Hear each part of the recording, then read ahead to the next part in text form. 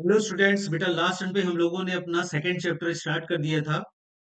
उसी में आगे बढ़ते हैं। अब आते हैं capacity of an isolated spherical capacitor. तो देखो यहाँ पर हमको एक कंडक्टर दे रखा है जिसकी रेडियस आर की है और इस पर हमने प्लस क्यू का चार्ज दिया हुआ है। तो देखो इसके सरफेस और इन्फिनिटी के बीच में एक कैपेसिटेंस क्रिएट हो जाता है जिसकी वैल्यू होती है C is equal to 4 pi epsilon naught R. ये कैपेसिटी आएगी कैसे उसको समझ लीजिए। इसके सरफेस का जब हम पोटेंशियल निकालेंगे तो वैल्यू हो जाएगी 1/4 pi epsilon naught Q by R. और इन्फिनिटी का जो पोटेंशियल है वो हम जीरो कंसीडर करते हैं, तो दोनों पोटेंशियल का डिफरेंस हो जाएगा V S minus V infinity is equal to Q upon 4 pi epsilon naught. जैसे ही डिफरेंस आ गया तो कैपेसिटी का फॉर्मूला होता है क्यू अपॉन डेल्टा वी। इसका यूज करेंगे, डेल्टा वी की वैल्यू पुटअप करेंगे तो फॉर्मूला हमारे पास आ जाएगा 4 पाई एप्सिलॉन नॉट आर।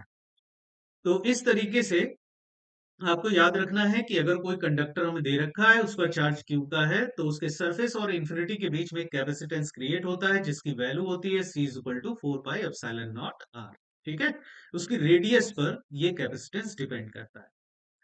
अब देखिए, अगर मान लीजिए अर्थ को भी हम एक स्फेरिकल कंडक्टर की तरह कंसीडर कर दें तो हम उसका भी कैपेसिटेंस निकाल सकते हैं। कैसे निकालेंगे देखिए। अर्थ की जो रेडियस है वो 6400 किलोमीटर है। इस वैल्यू को इस फॉर्मूले में पुटअप कर दीजिए तो सी की वैल्यू निकल के आती है 711 माइक्रोफैरड। ठीक है, 711 माइक्रोफैरड। ठीक है, याद रखिएगा इसको। नेक्स्ट पॉइंट पर आते हैं, पैरेलल प्लेट कैपेसिटर। तो पैरेलल प्लेट कैपेसिटर देखिए क्या होता है। इसमें दो पैरेलल प्लेट्स होती हैं। पैरेलल प्लेट्स इस तरीके से होंगी।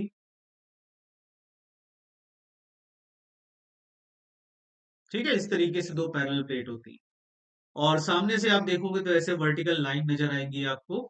तो एक पर पॉजिटिव चार्ज, एक पर नेगेटिव चार्ज। प्लेटों के बीच की distance D, plate area A का। तो इसकी कैपेसिटी होती है C is equal to A epsilon naught upon D. Formula है छोटा सा, याद रखना है आपको। अगर इनकी प्लेटों के बीच में हम कोई डाइलेक्ट्रिक फील्ड कर देते हैं जिसका डाइलेक्ट्रिक कांस्टेंट के का है, तो इसकी कैपेसिटेंस के टाइम्स इंक्रीज हो जाती है। तो अब वैल्यू हो जाएगी ए एप्सिलॉन नॉट के अपॉन डी। ठीक, तो याद रखिएगा इसको भी। नेक्स्ट पॉइंट पर आते हैं, स्फेरिकल कैपेसिटर क्या होता है। तो देखिए, स्फेरिकल कैपेसिटर के दो केस होते हैं। एक केस तो ये है जिसमें आउटर शेल को हमने अर्थ कर रखा है और इनर शेल पर क्यू का चार्ज दिया। ठीक है, यहाँ पर दो शेल होंगी, एक इनर और एक आउटर होगी। आउटर शेल को हमने अर्थ कर रखा है, इनर को प्लस क्यू का चार्ज दिया है। तो अब इन दोनों शेल के बीच में कैपेसिटेंस क्रिएट हो जाएगा जिसकी वैल्यू होती है C is equal to 4 pi epsilon naught A B upon B minus A. ठीक है, ए और बी उन दोनों शेल के रेडियस है। ए स्मॉल रेडियस है, बी कैपिटल रेडियस मतलब बड़ी वाली शेल का रेडियस है। अब देखिए इसको निकालते कैसे हैं। देखिए, अंदर वाली शेल पर जब हम प्लस क्यू का चार्ज देंगे तो बाहर वाली शेल के इनसाइड एक चार्ज माइनस क्यू का इंड्यूस हो जाएगा और बाहर भी एक प्लस क्यू का चार्ज आएगा, लेकिन हमने आउटर सरफेस को ग्राउंड कर रखा है तो वो वाला जो प्लस क्यू का चार्ज है वो पूरा पूरा ग्राउंड में चला जाएगा। ठीक है, तो बाहर वाली शेल पर कोई चार्ज नहीं बचेगा। तो अब देखिए, ए वाली शेल के सरफेस पर जब हम पोटेंशियल निकालेंगे तो इस चार्ज की वजह से भी मिलेगा और इस माइनस क्यू चार्ज की वजह से भी मिलेगा। तो नेट पोटेंशियल बनेगा 1/4 pi epsilon naught Q upon A minus Q upon B. B वाली शेल का जो पोटेंशियल होगा वो जीरो हो जाएगा क्योंकि उसको हमने ग्राउंड कर रखा है।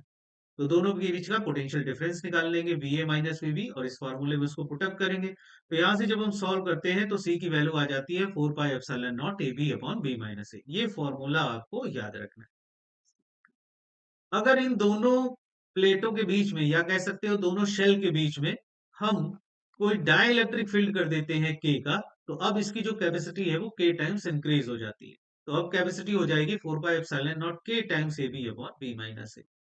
सेकेंड केस है, इसमें हमने इनर वाली शेल को ग्राउंड कर रखा है और आउटर वाली शेल पर हमने प्लस क्यू का चार्ज दिया है। तो अब यहां पर क्या होता है, इनर वाली शेल और आउटर वाली शेल के बीच में एक कैपेसिटेंस क्रिएट होगा सी ए बी और सरफेस और इंफिनिटी के बीच में भी एक कैपेसिटेंस क्रिएट होगा जिसको हम सीबी कह सकते हैं। और ये दोनों कैपेसिटर आपस में पैरेलल में होंगे तो इनको हम ऐड कर देंगे तो नेट कैपेसिटेंस की जो वैल्यू है वो C A B plus C B के बराबर हो जाएगी। सी ए बी की वैल्यू आ जाएगी 4 pi epsilon naught A B upon B minus A और सी बी बाहर वाली शेल और इन्फिनिटी के बीच में जो बनेगा कैपेसिटेंस वो हो जाएगा 4 पाई एप्सिलॉन नॉट बी। दोनों को ऐड करेंगे बेटा तो हमारे पास देखो फॉर्मूला ये निकल के आता है जो नीचे लिखा हुआ है। ये देखो फॉर्मूला, इसको जब हम सॉल्व करेंगे तो ये आ जाएगा finally C is equal to 4 pi epsilon naught B square upon B minus A. ठीक है, तो याद रखिएगा जब इनर शेल को हम ग्राउंड करेंगे, आउटर शेल को हम चार्ज देंगे, तो जो कैपेसिटेंस की वैल्यू होगी C is equal to 4 pi epsilon naught B square upon B minus A होगा। और जब आउटर वाली शेल को ग्राउंड करेंगे और इनर वाली शेल पर हम चार्ज देंगे, तो उसके कैपेसिटेंस का फॉर्मूला होता है C is equal to 4 pi epsilon naught A B upon B minus A. ठीक है, आगे बढ़ते हैं, अब आते हैं कॉम्बिनेशन ऑफ कैपेसिटर्स पर।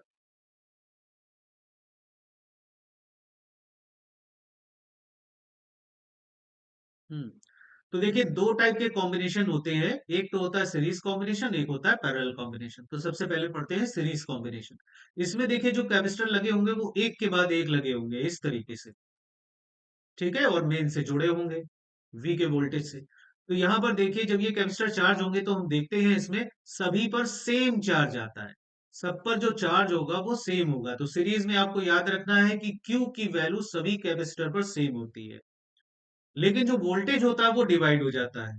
तो C1 पर कोई V1 का, C2 पर कोई V2 का, C3 पर कोई V3 का वोल्टेज आ जाएगा। ठीक है, अब देखिए जो नेट वोल्टेज है V, उसको हम लिख सकते हैं V1 plus V2 plus V3 के इक्वल।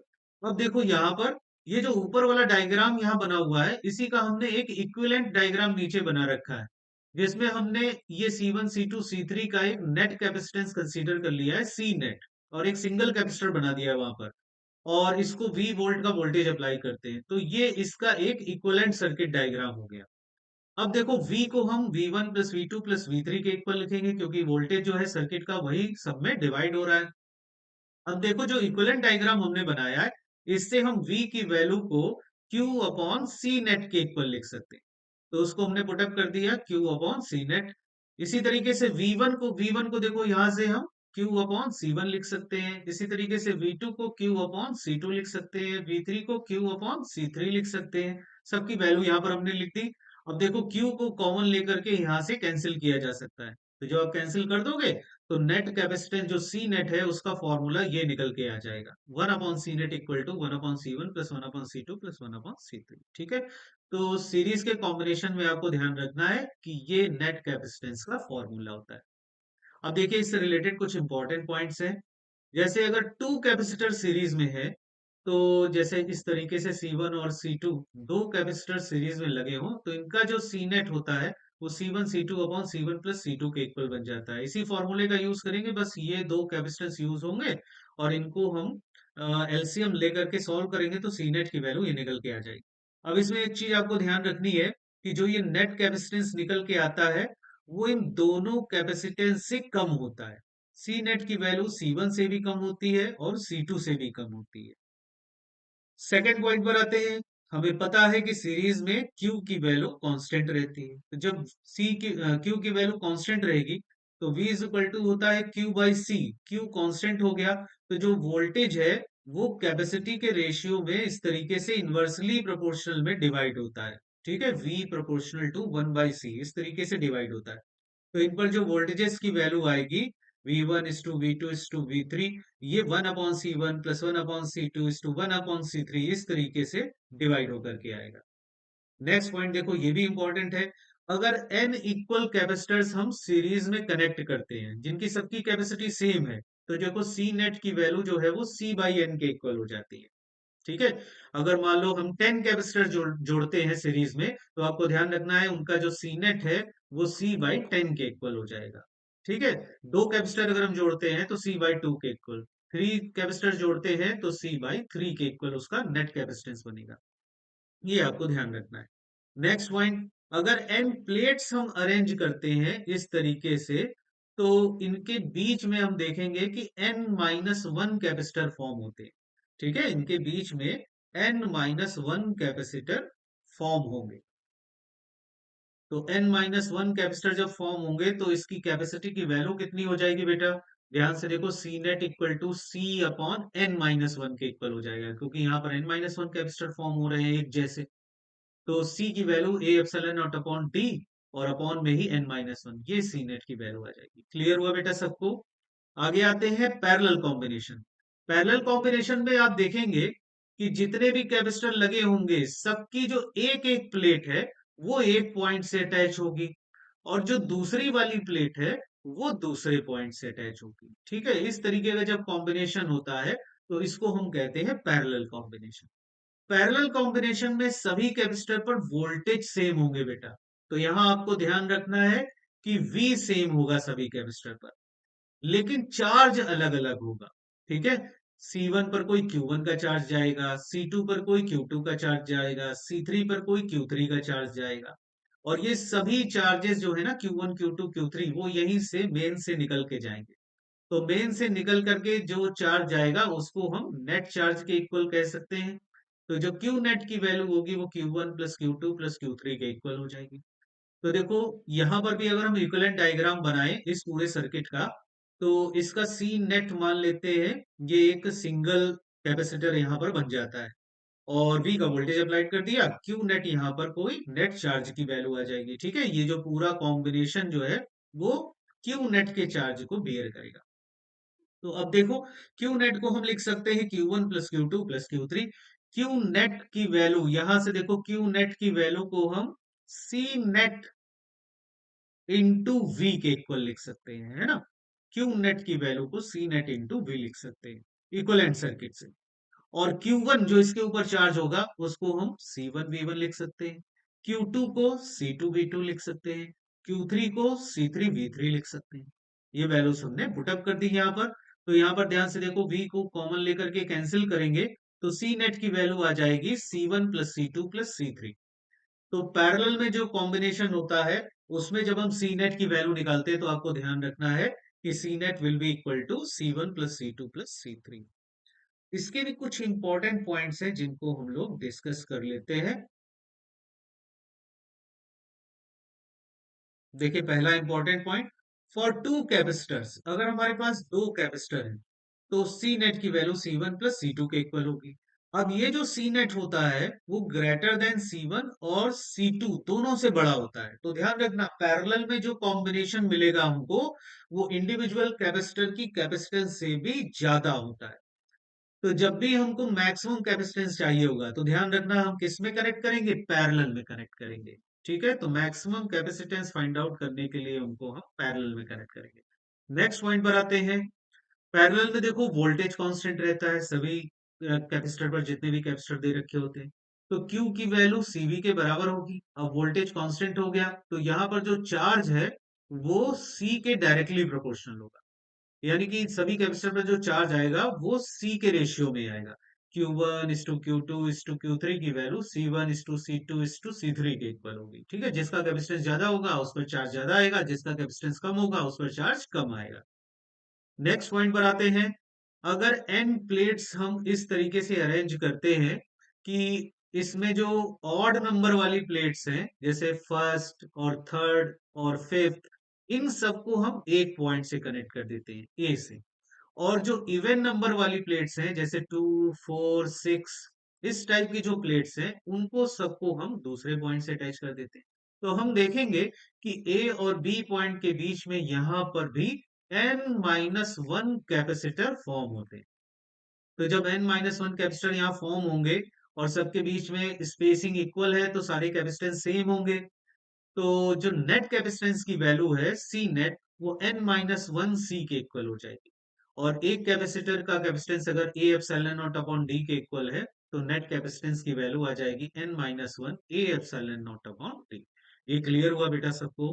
चलो आगे बढ़ते हैं, नेक्स्ट पॉइंट पर आते हैं। अब हम लोग आते हैं force between two parallel plate capacitor. तो देखो यहाँ पर दो पैरेलल प्लेट हमको दे रखी है, एक प्लेट 1 और एक प्लेट 2। ये दोनों प्लेट हमको दे रखी है, ये पैरेलल प्लेट कैपेसिटर है। हमने अज्यूम कर लिया कि इस पर प्लस सिग्मा की चार्ज डेंसिटी है, इस पर माइनस सिग्मा की चार्ज डेंसिटी है। तो अब इन दोनों प्लेट्स के बीच में हम फोर्स निकालेंगे कि कितना लग रहा होगा। तो यहाँ पर देखो एक प्लेट दूसरे प्लेट पर अट्रैक्शन का फोर्स लगाती है, क्योंकि एक पर पॉजिटिव चार्ज होता है दूसरे पर नेगेटिव, तो अट्रैक्शन का फोर्स लगता है। कितना लगता है कैसे लगता है उस चीज को समझिए। देखिए हम एज्यूम कर लेते हैं कि पहली वाली प्लेट जो है यहाँ पर जो रखी हुई है उसकी एक इलेक्ट्रिक फील्ड यहाँ पर क्रिएट होगी और उस इलेक्ट्रिक फील्ड में ये दूसरी वाली प्लेट आ गई है। तो इस पर जो फोर्स लगेगा वो Q इंटू ई के इक्वल हो जाएगा, जहां Q जो है वो इस सेकंड वाली प्लेट का चार्ज है। वैसे तो निगेटिव होगा लेकिन हम यहाँ पर उसका मैग्नीट्यूड कंसीडर कर रहे हैं केवल। ठीक है, तो फोर्स की वैल्यू हो जाएगी Q इंटू ई। Q इंटू ई, और ई की वैल्यू हो जाएगी सिग्मा अपॉन 2 एप्सिलॉन नॉट। याद करो हम लोग कैलकुलेट कर चुके हैं कि जब किसी प्लेट पर चार्ज डेंसिटी सिग्मा की होती है तो उसके बाहर इधर और उधर जो इलेक्ट्रिक फील्ड क्रिएट होती है उसकी value sigma upon 2 epsilon naught के इक्वल होती है। तो वही वाला फॉर्मूला यहाँ लग जाएगा। तो देखो ये बन जाएगा क्यू, सिग्मा को हम लिख सकते हैं Q by A upon 2 epsilon not, तो फॉर्मूला आ जाएगा Q square upon 2 A epsilon. अच्छा, इसी क्यू स्क्वायर अपन 2 एप्सिलॉन फॉर्मूले को हम सिग्मा के टर्म में भी लिख सकते हैं, मतलब चार्ज डेंसिटी के टर्म में। तो देखो यहां से जो क्यू स्क्वायर टर्म एक ऊपर आ रहा है, एक ए है नीचे, तो अब हम क्या करेंगे, एक ए से नीचे मल्टीप्लाई कर देंगे, एक ए से ऊपर मल्टीप्लाई कर देंगे, तो नीचे भी ए स्क्वायर हो जाएगा। तो क्यू ऊपर क्यू स्क्वायर अपॉन नीचे जो ए स्क्वायर आएगा, ये सिग्मा स्क्वायर बन जाएगा। तो हमारे पास एक और फॉर्मूला आ जाएगा सिग्मा के टर्म में, Q square upon 2 epsilon naught और equal to sigma square A upon 2 epsilon naught. ठीक है, तो ये फॉर्मूला भी आपको याद रखना है कि एक पैरेलल, जो पैरेलल प्लेट्स होती हैं, वो एक प्लेट से दूसरे प्लेट पर जो फोर्स की वैल्यू होती है वो ये लगती है। अच्छा, फोर्स इतना लग रहा है तो प्रेशर कितना क्रिएट हो रहा होगा, उसी प्रेशर को हम लोग कहते हैं इलेक्ट्रोस्टैटिक प्रेशर। तो प्रेशर भी निकाल सकते हैं, प्रेशर इक्वल टू होता है फोर्स अपॉन एरिया। तो यही जो फोर्स की वैल्यू आ रही है इसमें एरिया से डिवाइड कर दीजिए तो प्रेशर निकल के आ जाएगा। तो sigma Q square upon 2 A square epsilon not, या फिर सिग्मा स्क्वायर के टर्म में जो फॉर्मूला था उसमें ए से डिवाइड करोगे तो ये ऊपर वाला ये कैंसिल आउट हो जाएगा, sigma square 2 epsilon naught value आ जाएगी। ठीक है। अच्छा देखो, इसी वैल्यू को, ये जो इलेक्ट्रोस्टैटिक प्रेशर है, इसको हम एक और टर्म में भी लिख सकते हैं। कैसे, ध्यान से देखो, ये जो sigma square upon 2 epsilon not ये फॉर्मूला आ रहा है, इसमें हमने क्या किया कि एक एप्सिलॉन नॉट से ऊपर मल्टीप्लाई कर दिया, एक एप्सिलॉन नॉट से डिवाइड कर दिया यहाँ पर। ठीक है, देखिए ध्यान से, एक एप्सिलॉन नॉट से ऊपर मल्टीप्लाई, एक एप्सिलॉन नॉट से डिवाइड। तो ये क्या बन जाएगा, half epsilon not E square. यहाँ पर जो sigma square upon epsilon not square की जो वैल्यू है, इसको हम ई इलेक्ट्रिक फील्ड का स्क्वायर जो इनकी प्लेटों के बीच में मिलेगी दोनों प्लेटों की वजह से, उसके इक्वल लिख सकते हैं। देखो दोनों प्लेटों की वजह से बीच में जो फील्ड मिलेगी वो कितनी मिलेगी, इसकी फील्ड होगी सिग्मा अपॉन 2 एप्सिलॉन नॉट, और इसकी फील्ड भी इधर ही की तरफ होगी सिग्मा अपॉन 2 एप्सिलॉन नॉट। तो दोनों को आप ऐड करोगे तो बन जाएगी सिग्मा अपॉन एप्सिलॉन नॉट। तो इसको हम E के इक्वल लिख सकते हैं जो प्लेटों के बीच की फील्ड है। तो यहाँ पर देखो फिर फॉर्म बन जाएगा half epsilon not E square. तो इलेक्ट्रोस्टैटिक प्रेशर को half epsilon not E square भी लिख सकते हैं। और बेटा अभी आगे चल के देखिएगा, ये वाला जो फॉर्मूला है ना, ये एनर्जी डेंसिटी कहलाता है। इसको स्मॉल यू से डिनोट करते हैं, इसको एनर्जी डेंसिटी कहते हैं, मतलब energy stored per unit volume in the capacitor. Energy stored in the capacitor per unit volume. ठीक है, आगे बढ़ते हैं, नेक्स्ट पॉइंट पर आते हैं, कैपेसिटर विथ डाई इलेक्ट्रिक। अगर कैपेसिटर में डाई इलेक्ट्रिक हम फील्ड कर दें तो उसकी कैपेसिटेंस कितनी हो जाएगी। अभी ऊपर तो हम लोगों ने देखा था जब पूरा फील्ड कर देते थे तो वो के टाइम्स इंक्रीज कर जाता था। यहाँ पर देखो, अगर डाई इलेक्ट्रिक हमने मेटल की स्लैब रख रखी है यहाँ पर, ठीक है, कोई मेटल की स्लैब है टी थिकनेस की, तो इसकी कैपेसिटी हो जाती है C is equal to A epsilon naught upon D minus T. ठीक है, जितना ये टी वाला पोर्शन है ये हट जाता है, अब डी माइनस टी जो जगह बचेगी उतने में केवल कैपेसिटी होगी, और ये कैपेसिटी हट जाएगी।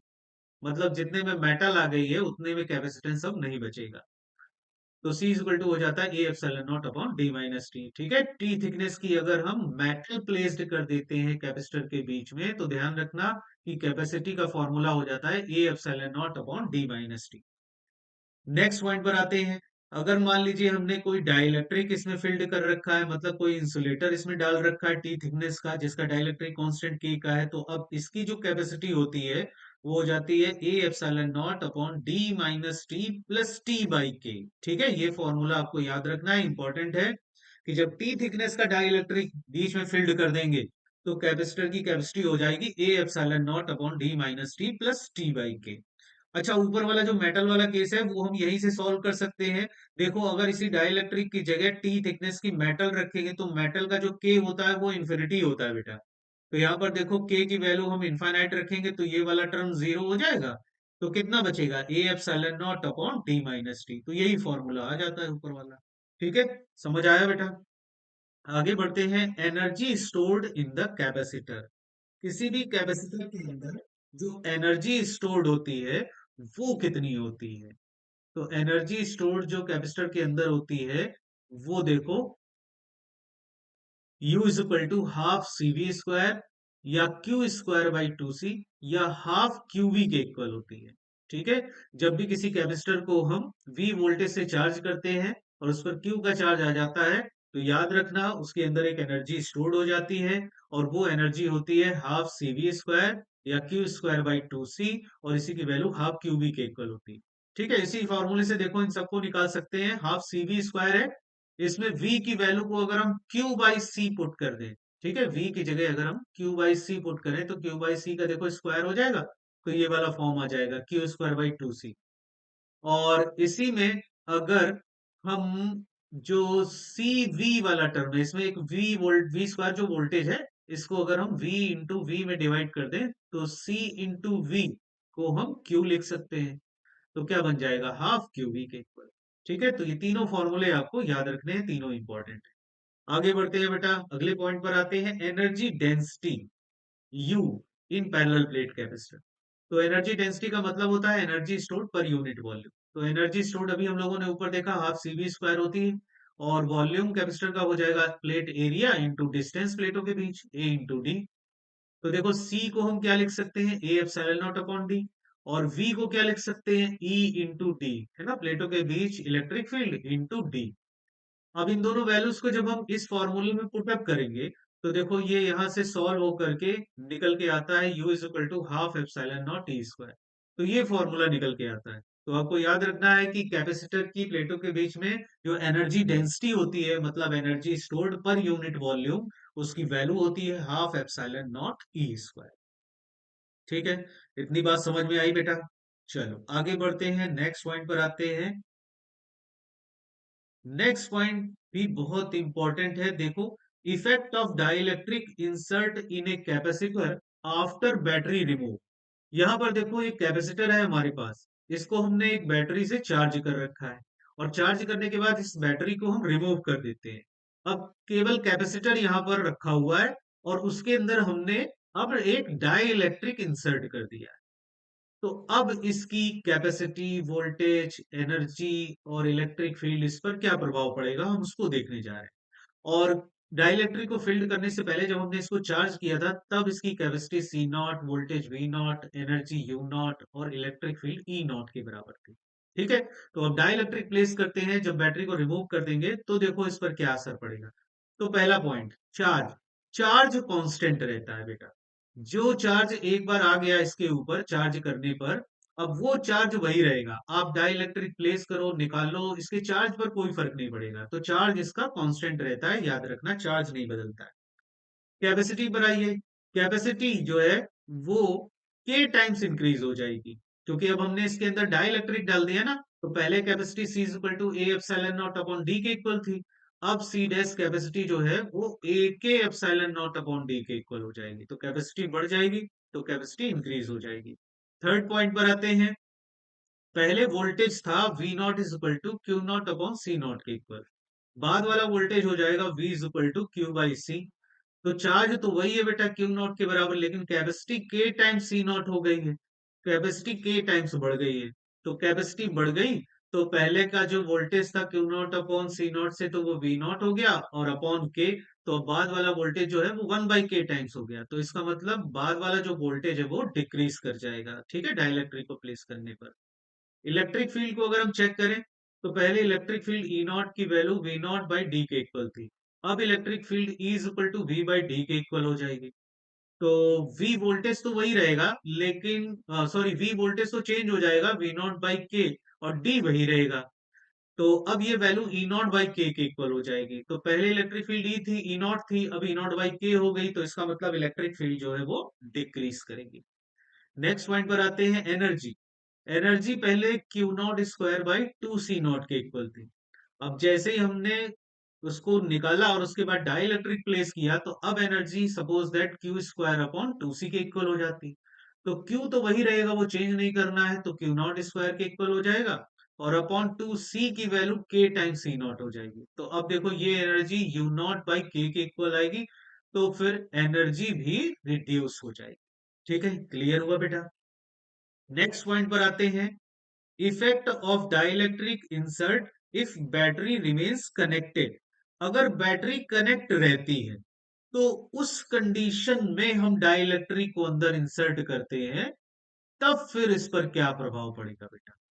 तो नेक्स्ट पॉइंट पर आते हैं, effect of dielectric insert if battery remains connected.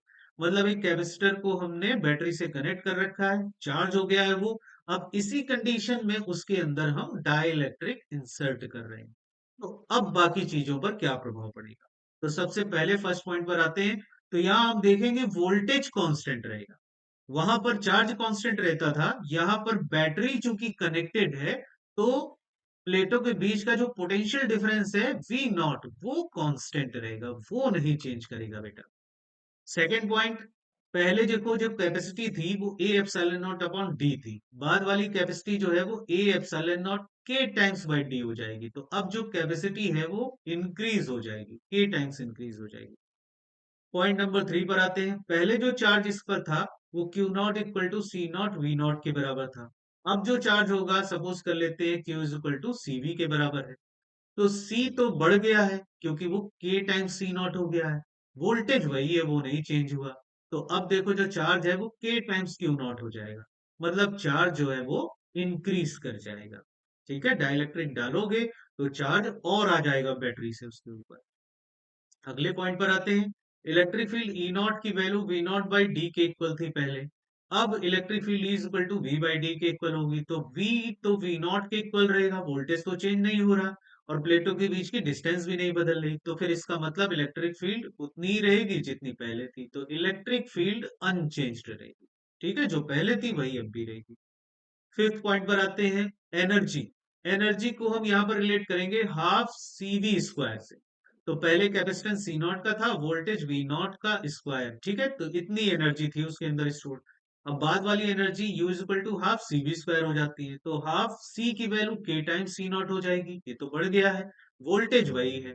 तो अब यहाँ पर एनर्जी के टाइम्स यू नॉट के इक्वल हो जाएगी, तो इसका मतलब एनर्जी जो है वो इंक्रीज करेगी अगर बैटरी कनेक्ट रहती है, उसी कंडीशन में हम डाइलेक्ट्रिक को कैपेसिटर के अंदर इंसर्ट करते हैं। ठीक है, ये समझ आया बेटा सबको। चलो आगे बढ़ते हैं, नेक्स्ट पॉइंट पर आते हैं। अब आते हैं sharing of charge and common potential. ये बहुत इंपॉर्टेंट कॉन्सेप्ट है बेटा, इस पर क्वेश्चन जरूर पूछा जाता है, इंपॉर्टेंट कॉन्सेप्ट है, sharing of charge and common potential. देखो सबसे पहले केस वन में आते हैं। हमारे पास दो कैपेसिटर हैं C1 और C2 कैपेसिटेंस के, इनको हमने अलग अलग चार्ज कर रखा है V1 और V2 के पोटेंशियल से, फिर हम इनको आपस में कनेक्ट करते हैं। तो पहला केस है कि जब हम इनको कनेक्ट करते हैं तो सिमिलर प्लेट्स आपस में कनेक्ट की जाती हैं, मतलब दोनों की पॉजिटिव पॉजिटिव प्लेट एक साथ कनेक्ट करते हैं और दोनों की निगेटिव निगेटिव प्लेट एक साथ कनेक्ट करते हैं। तो यहाँ पर देखो ये दोनों चार्ज किए गए कैपेसिटर हैं, इनको हमने यहाँ कनेक्ट कर दिया। तो कनेक्ट करने के बाद क्या होगा कि चार्ज का रीडिस्ट्रीब्यूशन होगा दोनों कैपेसिटर पर, और फाइनल में उनका एक कोई कॉमन वोल्टेज उनको मिल जाएगा, और अब उनके जो चार्जेस होंगे वो अलग अलग उनके ऊपर स्टोर्ड हो जाएंगे। तो देखो इसमें क्या होता है कि ये जो सिस्टम है ये आइसोलेटेड रहता है। इतना देखो पोर्शन देखो, ये आइसोलेटेड सिस्टम है, तो इस पर जो चार्ज है वो कांस्टेंट रहेगा, वो नहीं बदलेगा। तो यहाँ पर देखो प्लस Q1 का चार्ज है, यहाँ पर प्लस Q2 का चार्ज है, और बाद में यहाँ पर चार्ज Q1 डैश हो जाता है, इस पर कोई Q2 डैश हो जाता है। तो इनिशियल वाला चार्ज जो है Q1 प्लस Q2 की value Q1 dash plus Q2 dash के बराबर हो। तो देखो इनिशियल में चार्ज यहाँ पर जो होगा उसको हम C1 V1 लिख सकते हैं, और इसके चार्ज Q2 को C2 V2 लिख सकते हैं। ठीक है, तो इनका समेशन हो जाएगा इक्वल टू, बाद में इसका कैपेसिटेंस C1 और इस पर जो वोल्टेज आ गया कॉमन V कॉमन, तो इसके चार्ज को हम क्या लिख सकते हैं, जो Q1 डैश होगा उसको हम C1 इंटू V कॉमन लिख सकते हैं। तो ये value C1 into V common plus C2 into V common के इक्वल हो जाएगी। ठीक है, अब यहां से देखो V कॉमन हमने अलग कर लिया, तो फॉर्मूला हमारे पास आ जाता है C1V1 plus C2V2 upon C1 plus C2। C1V1 plus C2V2 को Q1 प्लस Q2 लिख सकते हैं अपॉन C1 प्लस C2। इसी के कॉम्बिनेशन को हम Q नेट भी लिख सकते हैं अपॉन C नेट। ठीक है, तो V common is equal to, finally हम कह सकते हैं Q net upon C net के इक्वल होता है, जहां पर Q नेट उन दोनों कैपेसिटर का नेट चार्ज है। तो इसमें आपको ध्यान रखना है कि अगर दोनों की पॉजिटिव पॉजिटिव प्लेट जुड़ी हुई है तो दोनों का नेट चार्ज दोनों के समेशन के बराबर हो जाएगा। मान लो एक पर जैसे 10 माइक्रोकुलाम चार्ज है, दूसरे पर 20 माइक्रोकुलाम चार्ज है, तो दोनों का एडिशन 30 माइक्रोकुलाम क्यू नेट की वैल्यू हो जाएगी, और सी नेट भी सम अप हो जाएगा दोनों का। ठीक है, तो इस तरीके से वी कॉमन हम निकाल लेंगे, और जब वी कॉमन हमारे पास आ जाएगा तो क्यू वन डैश की वैल्यू निकाल सकते हैं सी वन इंटू वी कॉमन से। इसी तरीके से क्यू टू डैश की वैल्यू निकाल सकते हैं सी टू इंटू वी कॉमन से। अच्छा, अब इस तरीके का जब चार्ज का रीडिस्ट्रीब्यूशन होता है तो इसमें बेटा एनर्जी का भी लॉस होता है। तो एनर्जी का जो लॉस होगा डेल्टा यू, उसको हम you initial minus you final से कैलकुलेट कर सकते हैं। इनिशियल वाली एनर्जी ज्यादा रही होगी, फाइनल वाली कम हो जाएगी, तो इनका जो डिफरेंस होगा वही लॉस ऑफ एनर्जी के इक्वल होता है। तो ये जब लॉस ऑफ एनर्जी हम लोग निकालते हैं तो इसका फॉर्मूला निकल के आता है, loss of energy is equal to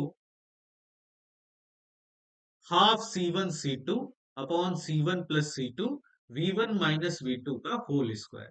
ठीक है, ये इंपॉर्टेंट फॉर्मूला है लॉस ऑफ एनर्जी का, जब सेम टाइप की प्लेट्स आपस में कनेक्टेड होंगी, पॉजिटिव पॉजिटिव नेगेटिव नेगेटिव। ठीक है, तब लॉस ऑफ एनर्जी होगा half C one C two upon C one plus C two V one minus V two का होल स्क्वायर।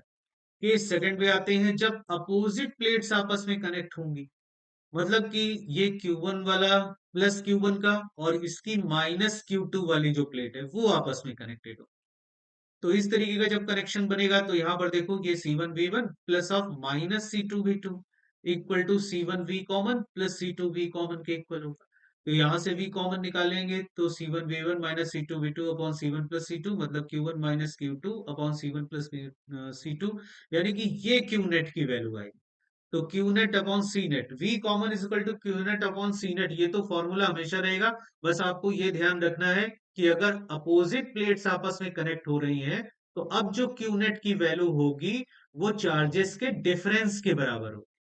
ठीक है, जैसे मान लो एक प्लेट पर चार्ज 10 क्यू है और दूसरी पर कोई 20 क्यू है, तो बस आपको ये ध्यान रखना है कि जब अपोजिट प्लेट कनेक्ट हो तो उनके डिफरेंस के इक्वल, मतलब 10 माइनस 20 या 20 माइनस 10 मैग्नीट्यूड आपको लेना है। ठीक है, 20 में से 10 गया तो 10 ही बचेगा, ये आपको ध्यान रखना है। बस मैग्नीट्यूड ऑफ चार्ज लेना है ना, डिफरेंस निकाल लेना है, बस आपको इतना ध्यान रखना है।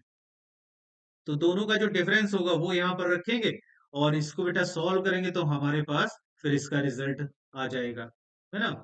तो अब देखो, इसको भी जब हम देखते हैं यानी कनेक्ट करते हैं तो इसमें भी एनर्जी का लॉस होता है ना। जब अपोजिट प्लेट्स हम कनेक्ट करेंगे तो भी एनर्जी का लॉस होगा। तो ये एनर्जी का जो लॉस आता है ये भी उसी तरीके से निकालेंगे, you initial upon you final, you initial minus you final से, लेकिन इसकी जो वैल्यू आती है उसमें यहाँ बीच में प्लस आ जाता है।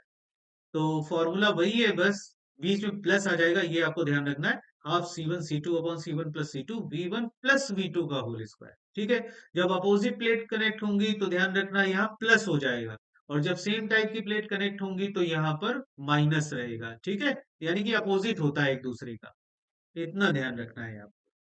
आगे बढ़ते हैं। अब देखिए कुछ इंपॉर्टेंट पॉइंट है हमारे पास, इनको डिस्कस करते हैं, इनसे रिलेटेड भी अच्छे क्वेश्चंस बनते हैं। तो पहला पॉइंट देखो ये है हमारे पास, इसमें तीन कैपेसिटर इस तरीके से कनेक्टेड हैं, ये डायग्राम बना हुआ है। ठीक है, देखिए ध्यान से, C1 जो है वो एक तरफ उसपे V1 का पोटेंशियल है, दूसरी तरफ V0, ये जंक्शन है, और यहाँ पर C2 के इधर V2 का पोटेंशियल है, ये C3 है, इधर V3 का पोटेंशियल है।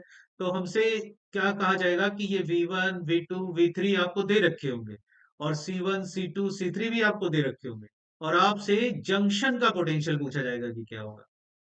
तो जंक्शन के पोटेंशियल का ये डायरेक्ट फॉर्मूला है, V naught is equal to C1V1 plus C2V2 plus C3V3 upon C1 plus C2 plus C3।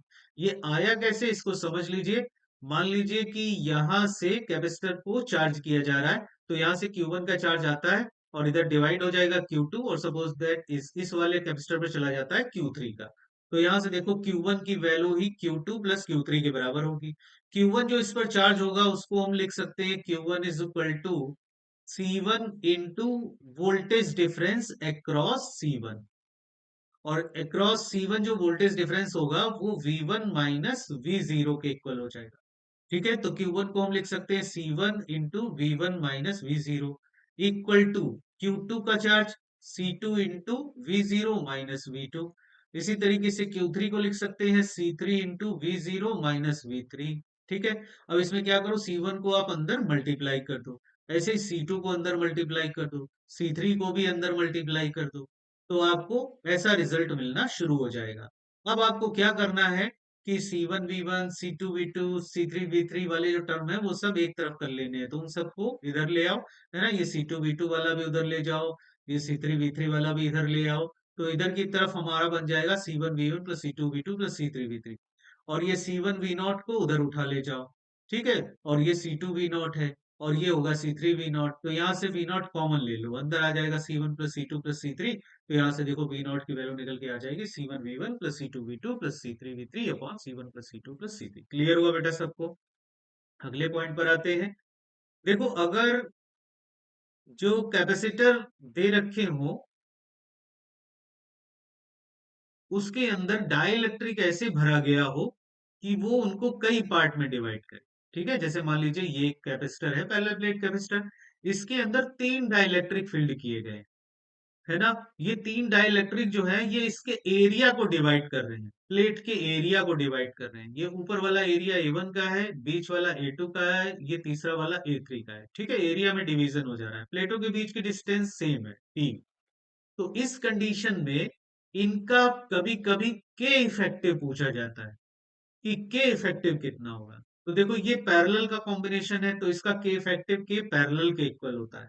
तो इसका एक डायरेक्ट फॉर्मूला है, आप याद कर लीजिए, K1 A1 plus K2 A2 plus K3 A3 upon A1 plus A2 plus A3, ठीक है। ये बिल्कुल फॉर्मूला उसी तरीके से आता है जैसे थर्मल कंडक्शन में हम के इफेक्टिव निकालते हैं, वहां पर के effective coefficient of thermal conductivity होता है, ठीक है। तो बिल्कुल वही कॉन्सेप्ट यहाँ पर लगेगा बेटा, सेम फॉर्मूला है। अब अगर देखिए, मान लीजिए कि ये K1 K2 K3 जो है ना, वो इक्वल इक्वल एरिया में डिवाइड हो रहे हैं यहाँ पर। तो A1 equal to A2 equal to A3 equal to A है, तो यही के पैरेलल की वैल्यू देखो क्या बन जाएगी, K1 plus K2 plus K3 upon 3 के इक्वल आ जाएगा, ठीक है। अगर मान लीजिए इस तरीके से डिवीजन है, जैसे पैरेलल प्लेट कैपेसिटर है, उसकी प्लेटों के बीच की जो डिस्टेंस है उसमें अलग अलग डाइलेक्ट्रिक डाल दिए गए, मतलब कि L1 लेंथ में K1 का डाइलेक्ट्रिक है, L2 लेंथ में K2 का डाइलेक्ट्रिक है, L3 लेंथ में K3 का डाइलेक्ट्रिक है, और टोटल लेंथ D की है प्लेटों के बीच की डिस्टेंस। इस तरीके से डाइलेक्ट्रिक भर दिए गए। अब नेट कैपेसिटेंस कितना होगा, तो इसका K सीरीज निकल के आएगा। तो के सीरीज की जो वैल्यू होगी वो हो जाती है L1 plus L2 plus L3 upon L1 upon K1 plus L2 by K2 plus L3 by K3। इस तरीके से इस फॉर्मूले से निकालते हैं। तो ये दोनों फॉर्मूले हैं बेटा, ये सीरीज में के इफेक्टिव निकालने का और ये पैरेलल में के इफेक्टिव निकालने का, ठीक है। दोनों को ध्यान रखिएगा, दोनों इंपॉर्टेंट है। नेक्स्ट पॉइंट पर आते हैं, ये भी बहुत इंपॉर्टेंट पॉइंट है और ये बिल्कुल डायरेक्ट पॉइंट है। देखो, यहाँ पर हमको एक स्केलेटन दे रखा है। ये जो स्केलेटन है इसमें हर ब्रांच में एक कैपेसिटर लगा हुआ है जिसकी कैपेसिटी C की है। अब इसमें कभी कभी पूछ देते हैं कि किन्हीं दो पॉइंट के अक्रॉस वोल्ट कैपेसिटेंस कितना होगा, ये हमको बताना पड़ता है। तो इसमें क्या है कि तीन केस बनते हैं बेटा, उन तीनों को आप याद कर लीजिए, तो सारे क्वेश्चन आपके सॉल्व हो जाएंगे। इसमें देखो, पहला जो कैपेसिटेंस निकाला गया है वो फेज डायगोनल के अक्रॉस है। फेज डायगोनल का मतलब हो गया ये जो सरफेस है ना, ये वाला जो सरफेस मिल रहा है इसका डायगोनल, मतलब ए और सी के अक्रॉस। तो देखिए, फेज डायगोनल के अक्रॉस का मतलब हो गया कि हमको सी ए सी निकालना है, तो सी ए सी की वैल्यू है 4/3C के इक्वल हो जाएगी। इसके बाद इसका बॉडी डायगोनल जो होता है, बॉडी डायगोनल का मतलब कि बॉडी डायगोनल मतलब ए और जी के क्रॉस, ठीक है। ये सबसे बड़ा जो डायगोनल होगा ये इसका बॉडी डायगोनल कहलाता है बेटा। तो ए जी के क्रॉस, तो बॉडी डायगोनल के अक्रॉस वैल्यू 6/5C के इक्वल होती है। और फिर उसके बाद फाइनली आता है साइड के क्रॉस, मतलब ए और डी के क्रॉस, इफेक्टिव कैपेसिटेंस की वैल्यू। तो सी ए डी की वैल्यू आ जाएगी 12/7C के इक्वल, ठीक है। इसको याद करने का एक बहुत अच्छा तरीका मैं आपको बता दूं, इसी कंडीशन में रेजिस्टेंसेस भी गिवन होते हैं, तो कभी कभी उनका भी इफेक्टिव रेजिस्टेंस हमको फाइंड आउट करना होता है। तो यही कैपेसिटर की जगह अगर मान लीजिए रेजिस्टेंस लगे हो, तो उनके लिए देखो इसकी वैल्यू क्या आती है, आर ए सी जो होता है, जैसे सी ए सी निकाला वैसे ही ए सी के अक्रॉस इफेक्टिव रेजिस्टेंस वो 3/4R के इक्वल होता है। ए जी के अक्रॉस इफेक्टिव रेजिस्टेंस निकालोगे 5/6R के इक्वल होता है। फिर उसके बाद एडी के अक्रॉस इफेक्टिव रेजिस्टेंस निकालोगे, वो 7/12 आर के इक्वल होता है। तो रेजिस्टेंस में जो फैक्टर आते हैं, इन्हीं का आप रेसिप्रोकल कर दो, तो कैपेसिटेंस के फैक्टर मिल जाएंगे। ठीक है, तो सी ए सी आप निकालोगे तो देखो 4/3 सी के इक्वल आ जाएगा, और सी ए जी निकालोगे तो 6/5 सी के इक्वल आ जाएगा। उसी तरीके से एडी के क्रॉस निकालोगे तो 7/12 है, उधर 12/7 हो जाएगा। ठीक है, तो इस तरीके से रेसिप्रोकल हो जाता है उधर।